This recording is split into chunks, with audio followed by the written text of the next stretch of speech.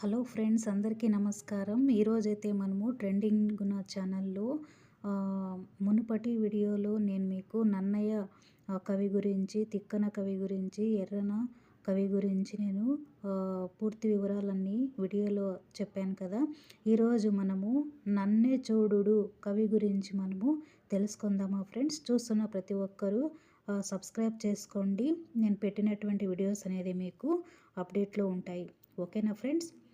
నన్నే చోడుని కుమార సంభవ కావ్యం నుండి తీసుకున్న పద్యాలు సంకలన గ్రంథాల్లో కనిపిస్తున్న 1910 వరకు ఈతని కావ్యం వెలుగులోకి రాలేదు.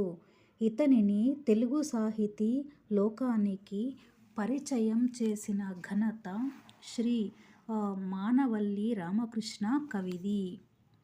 మానవల్లి రామకృష్ణ కవిగారు నన్నే చోడుడి కుమార సంభవంలోని మొదటి 7 ఆశ్వాసాలను 1910వ సంవత్సరంలో, మిగతా 5 ఆశ్వాసాలను 1911వ సంవత్సరంలో ప్రకటించడంతో నన్నే చోడుని కీర్తి తెలుగు సాహిత్యంలో విస్తరించింది.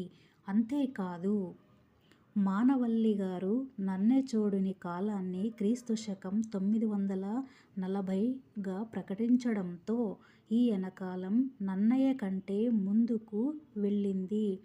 ఆదికవి నన్నే చోడుడే అనే చర్చ సంచలనాన్ని సృష్టించింది.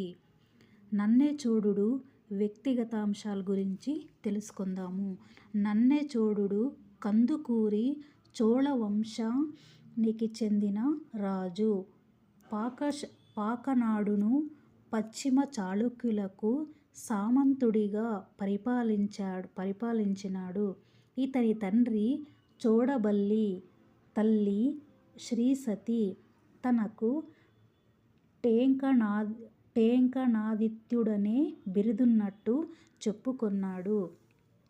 ఈయన గురువు శ్రీశైలంలో నివసించే జంగమ మల్లికార్జునుడు. గురుకృపతోనే తనకు కవిత్వం అబ్బిందని తెలిపి తన కావ్యాన్ని గురువుకే అంకితం చేశాడు. నన్నే చోడుడు కవితా దృక్పథం గురించి తెలుసుకుందాం. నన్నయ్య అనువాద కవితకు పాదులు తీస్తే దానికి కొత్త అందాలు సంతరించిపెట్టిన కవి నన్నే చోడుడు.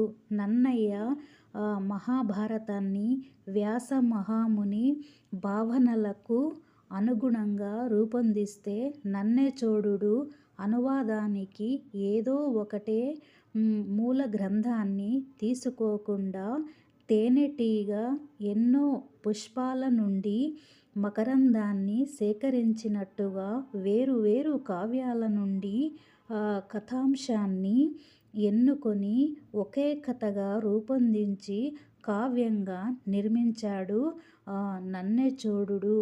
ఓకేనా ఫ్రెండ్స్. నన్నే చోడుడు గురించి మనము కవిగారి గురించి తెలుసుకున్నాం కదా.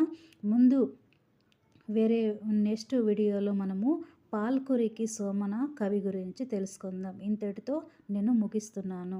థ్యాంక్ యూ ఫ్రెండ్స్, మీ అందరికీ.